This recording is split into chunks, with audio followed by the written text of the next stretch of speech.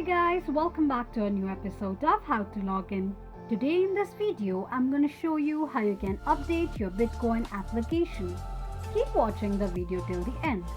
To update your Bitcoin application, firstly go ahead and open up your Play Store.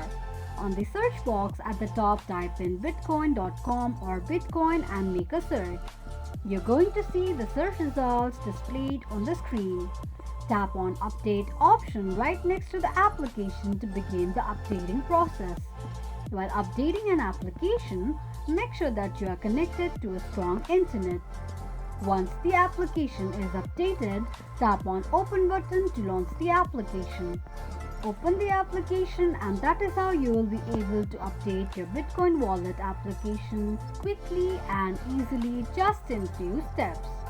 If you have any thoughts or queries, let us know in the comment section. Don't forget to subscribe to our channel. Also press the notification bell icon so that YouTube will notify you whenever we post a new video. I hope this video was helpful to you. Thank you so much for watching.